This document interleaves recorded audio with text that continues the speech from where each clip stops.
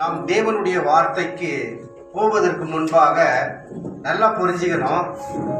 அறிவினால் பேசுவது வேற, ஆவியானவர் பேசுவதே வேற. அனுபவத்தால் பேசுவதே வேற, பரிசுத்த ஆவியானவர் உணர்த்துவதே வேற. நீங்க அறிவுல கேட்குவீங்களா? அனுபவத்துல நான் பேசணும்னா அது இல்லை, ஆவியானவர் பேசணும். அல்லேலூயா. தேவநாமத்தை மகிமைப்படுத்தி எல்லாரும் கைகளை தட்டி ஆவியானவருக்கு நாம் கனம் படுத்தலாம். ஏன்னா ஆவியானவர் இருக்கிறாரோ அங்குதான் விடுதலை. நமக்கு ஒரு விடுதலை வேணும். இன்னைக்கு உபவாசத்தோடு வந்திருக்கலாம். நமக்கு என்ன தேவை? ஏதோ ஒரு விடுதலை தேவைப்படுகிறது. விடுதலை எதுல கொடுக்க முடியும்? இலவசமா பெற்று வாங்கிட்டு போயிடுங்க. விடுதலைன்னு சொல்றது இல்ல. சத்தியத்தை அறிவீர்கள், சத்தியம் உங்களை விடுதலையாக்கும். ஆவியானவர் எங்குண்டோ அங்கே விடுதலை. அப்ப விடுதலை வேண்டுமானால் தேவனுடைய வார்த்தைக்கு இடம் கொடுக்க வேண்டும். இந்த நாள்ல தேவனுடைய வார்த்தை நாம் கேட்கலாம். அப்போஸ்தலர் 10ஆம் அதிகாரம் 1ஆம் வசனத்தை வாசிக்க கேட்போம். 1லிருந்து 4 வரைக்கும் வாசிக்கலாம். அதுல தேவனாகிய கர்த்தர் ஒரு நபரை குறித்து சொல்லுகிறார். அந்த நபர் கிட்ட இருந்து நாம் கற்றுக்கொள்ள வேண்டிய பாடம் என்ன பாருங்க, படிக்கலாம். இத்தாலியா பட்டாளம் எண்ணப்பட்ட பட்டாளத்திலே 100க்கு அதிபதியாகிய கொர்நேலியு என்னும் பெயர் கொண்ட ஒரு மனுஷன் செசரியா பட்டணத்திலே இருந்தான். அவன் தேவ பக்தி உள்ளவனும் தன் வீட்டார் அனைவரோடும் தேவனுக்கு பயந்தவனுமாய் இருந்து ஜனங்களுக்கு மிகுந்த தர்மங்களை செய்து எப்பொழுதும் தேவனை நோக்கி ஜெபம் பண்ணி கொண்டிருந்தான். பகலில் ஏறக்குறைய 9ஆம் மணி நேரத்திலே தேவனுடைய தூதன் தன்னிடத்தில் வரவும் கொர்நேலியுவே என்று அழைக்கவும் பிரத்யட்சமாய் தரிசனம் கண்டு அவனை உற்று பார்த்து பயந்து, ஆண்டவரே என்ன என்றான். அப்பொழுது அவன், உன் ஜெபங்களும் உன் தர்மங்களும் தேவனுக்கு நினைப்பூட்டுதலாக அவர் சந்நிதியில் வந்து எட்டியிருக்கிறது. இந்த இடத்துல கொர்நேலி என்கின்ற ஒரு 100க்கு அதிபதி, யாரு? 100க்கு பெரிய பணக்காரர். அந்த பணக்காரரை என்ன பண்றாருன்னா ஆண்டவருடைய சமூகத்துல ஜெபிக்கிறார். அந்த ஜெபத்தை ஆண்டவர் கேட்டு உடனே பதில் கொடுக்கிறார். இன்னைக்கு கூட நமக்கு உபவாசத்தோடு வந்திருந்தாலும் நமக்கு ஒரு விண்ணப்பம் இருக்கிறது. விண்ணப்பம் இல்லாம ஜெபம் இல்லாமல் யாரும் இல்லை. குடும்பத்துல, தொழிலில, படிப்பில, ஒவ்வொரு காரியத்திலும் நமக்கு ஏதோ ஒன்று தேவை. அதற்காக நாம் என்ன பண்ணுகிறோம்? ஆண்டவருடைய சமூகத்தில் ஜெபிக்கிறோம். அந்த விண்ணப்பம் கேட்கப்பட வேண்டுமானால் நாம் என்ன செய்ய வேண்டும்? எல்லாருக்கும் ஆசை என்னன்னா, என் விண்ணப்பத்தை கேட்கணும், எனக்கு பதில் கொடுக்கணும். இவ்வளவு நேரம் பல ஜெப குறிப்புகளை நம்ம நடத்தினோம். அந்த குறிப்புக்கெல்லாம் பதில் ஆண்டவர் கொடுக்க வேண்டுமானால் இந்த உபவாச நாளிலே யாருடைய ஜெபத்தை ஆண்டவர் கேட்கிறார்? யாருடைய ஜெபத்திற்கு ஆண்டவர் பதில் கொடுக்கிறார்? வாசிக்கலாம். பதில் எங்குமே இல்லை. இந்த பரிசுத்த வேதாகமும் கேள்வியும் இருக்கிறது, இந்த பரிசுத்த வேதாகமத்தில் பதிலும் இருக்கிறது. ஏசாயா 58ஆம் அதிகாரம் 7ஆம் வசனத்தை வாசிக்க கேட்கலாம். பசி உள்ளவனுக்கு உன் ஆகாரத்தை பகிர்ந்து கொடுக்கிறதும், துரத்துண்ட சிறுமையானவர்களை வீட்டிலே சேர்த்து கொள்ளுகிறதும், வஸ்திரம் இல்லாதவனை கண்டால் அவனுக்கு வஸ்திரம் கொடுக்கிறதும், உன் மாம்சமானவனுக்கு உன்னை ஒலிக்காமல் இருக்கிறதும் அல்லவோ எனக்கு உகந்த உபவாசம். எது உகந்த உபவாசமா? பசி உள்ளவனுக்கு. கொர்நேலி என்ன பண்ணார்னா அவர் தர்மங்கள் எல்லாம் செய்தார், பக்தியோடு இருந்தார். அந்த தர்மங்கள், உபவாசத்தோடு வந்திருக்கிற நாம், ஆண்டவருடைய பிள்ளைகளாக இருக்கிற நாம், நம்முடைய ஜெபத்தை ஆண்டவர் கேட்க வேண்டுமானால் இதோ ஒரு நன்மை செய்ய வேண்டும், யாருக்கோ ஒரு உதவி செய்ய வேண்டும். முடிந்தது, என்னால் முடியுமானால் செய்யலாம், இல்லைனா மற்றவர்களுக்காக ஜெபிக்கணும். இதோ ஒரு உதவி ஆண்டவருடைய பிள்ளைகளிடத்துல இருக்க வேண்டும். அதுதான் அந்த உபவாச நாள்ல ஆண்டவர் சொல்லுகிறது, எனக்கு உகந்த உபவாசம். எது உகந்த உபவாசமா? பசி உள்ளவர்களுக்கு. வஸ்திரம் இல்லாதவர்களுக்கு நன்மை செய்கிறதே ஒரு உகந்த உபவாசம். நம்ம உபவாசம் சொன்னா பட்டினியா எடுத்துக்கொண்டு வரலாம் வயிறு, அது இல்ல. பட்டினி இருந்தாலும் கூட அந்த பட்டினிக்கு நாம் ஆண்டவருடைய சமூகத்தில் வந்தனா எத்தனையோ பேர் பட்டினியா இருப்பாங்க, அவங்களுக்கு நம்மளால முடிந்ததை உதவி செய்ய வேண்டும். இதுதான் ஆண்டவர் கேட்கிற உபவாசம். அந்த உபவாசம் ஏசாயா 58:7 படி நடக்கும் பொழுது என்னுடைய ஜெபத்திற்கு ஆண்டவர் பதில் கொடுப்பார். கைகளை தட்டி ஆண்டவருடைய நாமத்தை மகிமைப்படுத்தலாம். ஏன்னா ஆண்டவராகிய தேவன் எப்படி நம்முடைய வாழ்க்கையில நன்மை செய்ய வேண்டுமானால் ஒன்று செய்தாதான் அவர் ஒன்று செய்வார். நான் ஒண்ணுமே செய்ய மாட்டேன், என் பாட்டுக்கு நான் அப்படியே தான் வாழ்வேன், எனக்கு நான் கேட்ட உடனே ஆண்டவர் கொடுத்துடணும், இது தவறான ஒன்று. இன்னொன்று, என்னுடைய ஜெபத்திற்கு ஆண்டவர் பதில் கொடுக்க வேண்டுமானால் நீங்க வாசிக்கலாம் சங்கீதம் 34:15. கர்த்தருடைய கண்கள் நீதிமான்கள் மேல் நோக்கமா இருக்கிறது, அவருடைய செவிகள் அவர் கூப்பிடுதலுக்கு திறந்திருக்கிறது. கர்த்தருடைய கண்கள் யார் மேல் நோக்கமா இருக்கலாம்? நீதிமான்கள். சபைக்கு வருகிற நாம் அனைவருமே நீதிமான்களாக வேண்டும். துன்மார்க்கமாய் நடக்காமல் நீதி உள்ளவர்களாக, நீதியின் தெய்வத்திற்கு உண்மையாய் இருக்கிறவர்களை நோக்கி பார்க்கிறார். சபைக்கு எதுக்கு வரணும் தெரியுங்களா? எதுக்காக வரணும்? ஆண்டவருக்குள்ள வர நான் வசனத்தை கேட்கிற என்னுடைய வாழ்க்கை மாற வேண்டுமானால் நான் ஒரு நீதிமானா இருக்க வேண்டும். ஆதியாகமத்துல 18ஆம் வசனத்துல வாசிக்க வேண்டாம், அதுல அந்த சோதம் கொமோராவை அழிப்பதற்காக தூதர்கள் வருகிறார்கள். அந்த தூதர்களுக்கு ஆபிரகாம் சாப்பாடு கொடுக்கிறாரு. அவர் என்ன சொல்றாரு? இந்த தேசம், இந்த இடத்தை அழிக்க வந்தேன்னு சொல்லும் போது அங்க ஒரு 50 நீதிமான இருந்தா அழிக்க மாட்டியோ அப்படின்ட்டு 50, 10 அப்படியே வராரு. 5 நீதிமான்கள் இருந்தா அழிப்பிறான் நம்போது இல்லைன்னு சொல்றாரு. அப்போ நீதிமான்களாக இருக்கிற நம்முடைய ஜெபத்தை ஆண்டவர் கேட்கிறார். நாம் எப்படி இருக்கிறோம்? என் வாழ்க்கை எப்படி இருக்கு? நீதியா நடக்கிறோமா? என்னுடைய வாழ்க்கையுடைய தரத்தை பாருங்க. நான் எப்படியோ வாழ்ந்துட்டு என் இஷ்டம் போல வாழ்ந்து, பைபிள் ஒண்ணு சொன்னா நான் ஒரு பக்கம் போறது, என் வழி விட்டு என் வழி தனி வழிட்டு ஒருத்தர் போயின்னு பாரு. இது இல்ல ஆண்டவர் எதிர்பார்க்கிறது. உன்னுடைய ஜெபத்திற்கு ஆண்டவர் பதில் கொடுக்க வேண்டுமானால் நீதியாய் வாழும். 17ஆவது வசனம் வாசிங்க. நீதிமான்கள் கூப்பிடும் போது கர்த்தர் கேட்டு அவர்களை அவர்களுடைய எல்லா உபத்திரவங்களுக்கும் நீங்களாக்கி விடுகிறார். நீதிமானுடைய கூப்பிடுகிற ஒவ்வொரு சத்தத்திற்கும் ஆண்டவர் கேட்டு நம்முடைய உபத்திரவத்தில் என்ன பண்றாரா? விடுதலையாக்குகிறார். ஹல்லேலூயா. ஏன்னா ஆண்டவராகிய தேவன் நீதிமான ஆகுவதால் இந்த இடத்துல வந்துக்கிறீங்க. இந்த இடத்துல வருவடைய நோக்கமே நீதிமான ஆகணும், துன்மார்க்கமா இல்ல. உலகத்தானை போல வாழ்வதற்காக ஆண்டவர் நம்மை அழைக்கவில்லை. ஒரு காலத்துல துன்மார்க்கமா இருந்திருக்கலாம், இஷ்டம் போல போன போக்கில போயிருக்கலாம். ஆனா இன்னைக்கு என் வாழ்க்கை மாறி இருந்தா நான் யாரு? நீதிமான், உண்மையானவன். முடிந்த மட்டும் 18 வாசிங்க. நொறுங்குண்ட இருதயம் உள்ளவர்களுக்கு கர்த்தர் சமீபமாய் இருந்து நறுங்குண்ட ஆவி உள்ளவர்களை ரட்சிக்கிறார். பாருங்க, நொறுங்குண்ட இருதயம். நம்ம குடும்பத்துல பலவிதமான நொறுங்குண்டு நறுங்குண்டு உடைஞ்சி கஷ்டப்பட்டு ஏதோ பிரச்சனையில மாட்டிக்கின்னு நம்ம இருக்கிறோம். ஒரு நீதிமானா இந்த அவருக்கு யாரா என்ன பண்றாரு? கீழே ஐயா, நீதிமானுக்கு வரும் துன்பங்கள் அநேகமா இருக்கும், கர்த்தர் அவையில் எல்லாவற்றிலும் நின்று அவனை விடுவிப்பார். நீதிமானுக்கு துன்பம் வரும் நான் இல்லைன்னு சொல்ல, பைபிள் சொல்லுகிறது நீதிமானுக்கு வரும். அதிலின்று நம்மை விடுதலை ஆக்குகிற தேவன் நம்முடைய ஜெபத்தை கேட்கிறவராக இருக்கிறார். நான் நீதிமானா நடந்தா, உண்மையா வாழ்ந்தா, எல்லாத்திலும் உண்மை. எதுல உண்மை?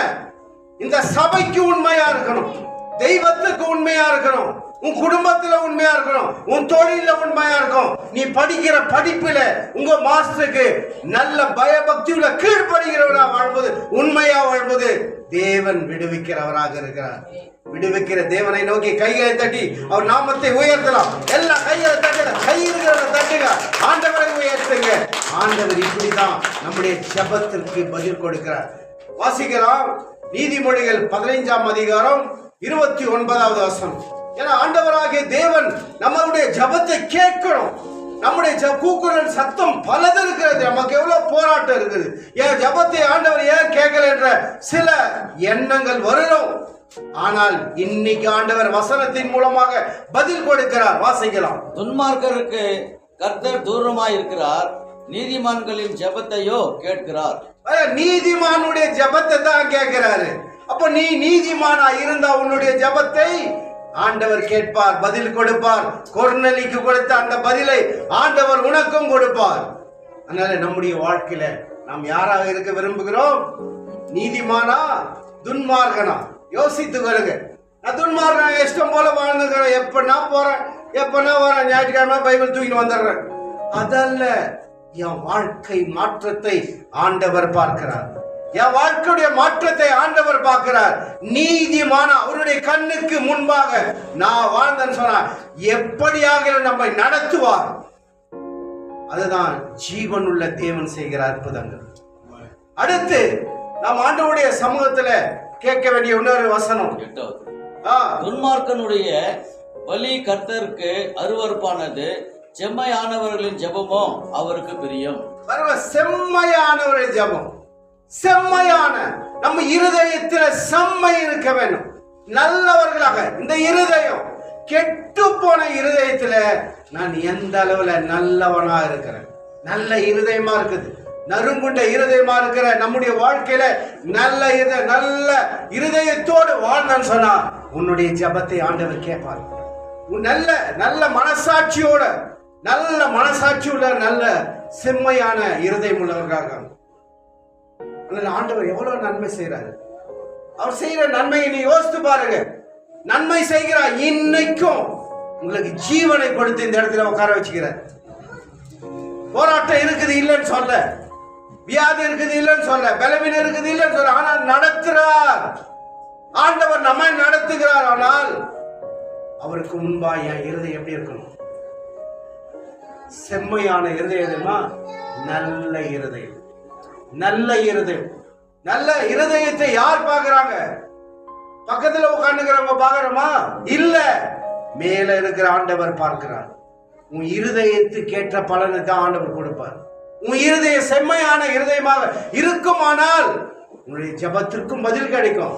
உன் வாழ்க்கையை ஆண்டவர் மாற்றுவார், உன் குடும்பத்தை மாற்றுவார், உன் தொழிலை மாற்றுவார். நீ எல்லாருக்கும் முன்பாக ஆசீர்வாதமாக இருக்க முடியும்.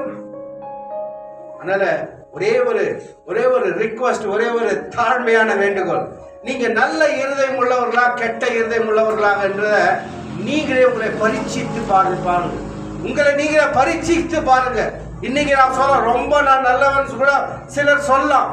ஆனா உண்மையான மனசாட்சி உள்ளவர்கள் புரிஞ்சு கொள்வாங்க. நீங்க போங்க வீட்டுக்கு. இன்னைக்கு இந்த உபவாச நாள்ல ஒரு பாடத்தை உங்களுக்கு கற்றுக் கொடுக்குறேன். ஒரு பேப்பர் எடுங்க, ரூல் பேப்பர், ஏதோ ஒரு வெள்ளை பேப்பர் எடுங்க. எடுத்து இந்த பக்கம் நல்ல குணம்னு எழுதுங்க, இந்த பக்கம் கெட்ட குணம்னு போடுங்க. நல்ல குணம் உங்ககிட்ட என்னாக்குது நீங்க எழுதி நீங்க வச்சுங்க, யாருக்கிட்ட காமிக்காதீங்க. ஏன்னா உங்க குணம் பத்தி உங்களுக்கே தெரியும். உங்க செம்மையான இருதயமா என்னான்றது நான் பேசும்போது வாயில சொல்லிடலாம், இந்த நேரமில்ல அது நாக்கல. ஆனா உங்களுடைய இருதயம் எப்படின்றத, நீங்க நல்லவர்களான்றத நீங்களே எழுதுங்க. கெட்ட இருதயம், கெட்ட குணத்தை எழுதுங்க. எழுதும் போது தெரியும் நீங்க யார் என்பது. அப்போ கெட்ட குணம் அந்த மாதிரி இருக்குது சொன்னா அதை வச்சு தினந்தோறும் நீங்களே சொல்லி நீங்களே அதுல இருந்து வெளிவர முயற்சி பண்ணுங்க. ஏன்னா செம்மையான இருதயம் உள்ளவருடைய ஜெபத்தை ஆண்டவர் கேட்கிறார். இன்னொரு வசனத்தை வாசிக்கலாம். யோவான் 9ஆம் அதிகாரம் 31வது வசனத்தை வாசிக்க கேட்கலாம். பாவிகளுக்கு தேவன் செவி கொடுக்கிறதில்லை என்று அறிந்திருக்கிறோம். ஒருவன் தேவ பக்தி உள்ளவனாய் இருந்து அவருக்கு சித்தமானதை செய்தால் அவனுக்கு செவி கொடுப்பார். பாவிகளுக்கு தேவன் செவி கொடுக்கிறது இல்லை, வசனமே சொல்லுது. அப்போ அவருக்கு சித்தமானதை செய்தால், பக்தியோட, பக்தி நம்ம நினைக்கும் நம்ம வந்து பாட்டு பாடுறது, சபைக்கு வர்றது, பைபிள் படிக்கிறது, ஜெபம் பண்றதெல்லாம் பக்தி. ஆமா, உண்மைதான். ஆனா பக்தி என்பது உன்னுடைய வாழ்க்கையில எப்படி இருக்குன்னு காட்டுறதான் பக்தி. பக்தினால தெரியுங்களா? முழுமையான பக்தினால தெரியுங்களா? யாக்கோபு 1:27 இருக்குதுங்க.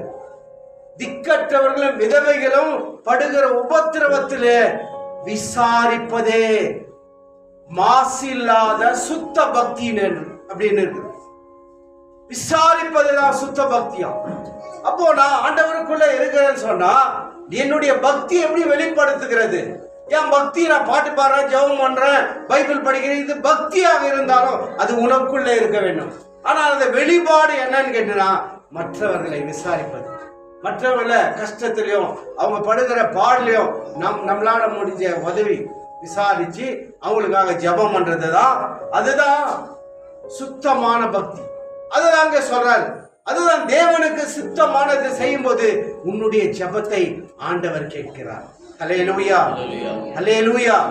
கடைசியாக நீங்க சங்கீதம் 145 அதிகாரம் 18 வாசிக்கலாம். தம்மை நோக்கி கூப்பிடுகிற யாவருக்கும் உண்மையாய் தம்மை நோக்கி கூப்பிடுகிற யாவருக்கும் கர்த்தர் சமீபமாய் இருக்கிறார். உண்மையாய் என்னை நோக்கி கூப்பிடுறவர்களுக்கு யாரு சமீபமா இருக்கிறார்? என் ஜெபம் கேட்கப்பட வேணும்னா நான் யாரை கூப்பிடணும்? என் பிரச்சனை இருக்கிறது, என் பலவீனம் இருக்கிறது, என் தேவை இருக்கிறது, நான் யாரை கூப்பிட வேண்டும்? தெய்வத்தை கூப்பிடுங்க. ஏன்னா அவரால் தான் முடியும். ஜனங்க உதவி செய்வாங்க. எப்போ உதவி செய்வாங்க, எப்ப செய்ய மாட்டாங்க யாருக்கும் தெரியாது. மனுஷனை நம்புவதில்லை, ஆண்டவரையே சார்ந்து அவரே எனக்கு செய்வார் என்கின்ற அந்த வாஞ்சை, அந்த விசுவாசம் நமக்குள் வர வேண்டும். அப்படி வரும்போது அவரையே நோக்கி கூப்பிடும்போது ஆண்டவர் எப்படி பதில் கொடுக்கிறார் பாருங்க. 19வது வசனம் வாசி. அவர் தமக்கு பயந்தவர்களுடைய விருப்பத்தின்படி செய்து அவர்கள் கூப்பிடுதலை கேட்டு அவர்களை ரட்சிக்கிறார். பய பக்தியோட வந்தா உண்மையாய் உம்முடைய கூப்பிடுதலை கேட்கிறார். அல்லேலூயா. எல்லா கைகளை தட்டி ஆண்டவரை நோக்கி சத்தமா கைகளை தட்டுங்க. ஏன்னா ஆண்டவராகிய தேவனுக்கு பதில் எப்படி கொடுக்கிறார் என்றால் பயத்தோடு அவருடைய சமூகத்துல வரும்போது உன்னுடைய ஜெபத்திற்கு ஆண்டவரால் பதில் கிடைக்கும்.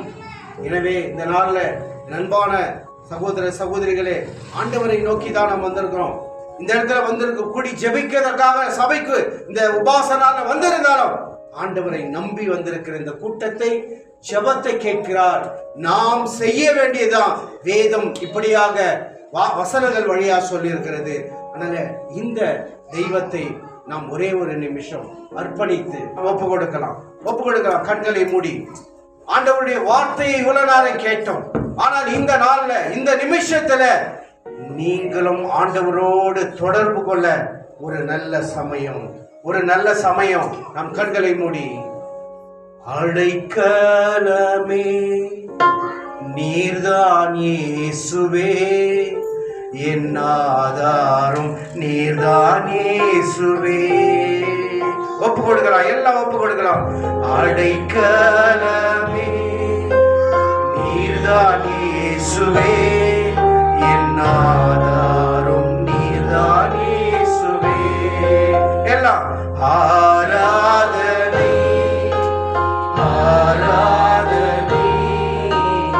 உமக்கே என் ஆராதனை. எல்லாம் சேர்ந்து ஆராதனை உமக்கே என் ஆராதனை.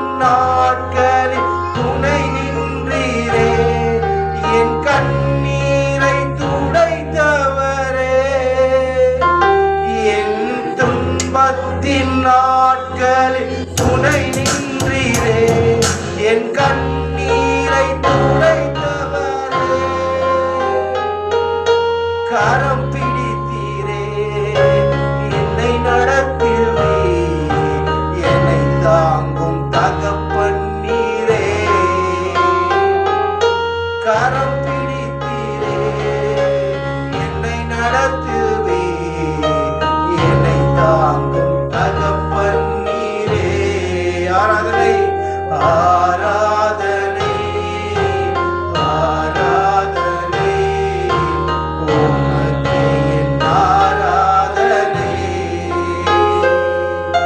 ஆராதனை ஆராதனை உமக்கே என் ஆராதனை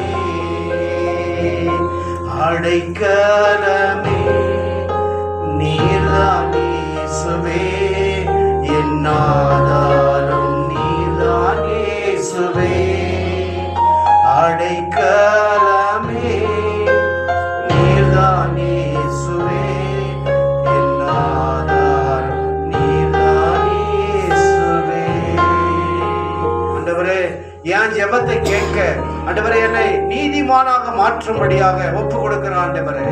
ஆண்டவரே உம்முடைய பிள்ளையாக இருந்து செம்மையான இருதயம் உள்ளவர்களாக நான் காணப்பட நான் ஒப்பு கொடுக்கிறேன் ஆண்டவரே. எல்லாம் ஒப்பு கொடுக்கலாம். அதே போல ஆண்டவருடைய சமூகத்துல ஆண்டவரே நான் உண்மையே நோக்கி பார்க்கிறேன். உபவாசத்துல ஆண்டவரே நீ சொன்னபடி ஏசாயா 58:7 நான் வாழ விரும்புகிறேன் ஆண்டவரே. அப்பா நீ சொன்னபடியாக ஆண்டவரே உங்களுடைய சித்தத்திற்கு ஏற்றவாறு நடக்க பக்தி உள்ளவர்களாக இருக்க நான் விரும்புகிறேன் ஆண்டவரே.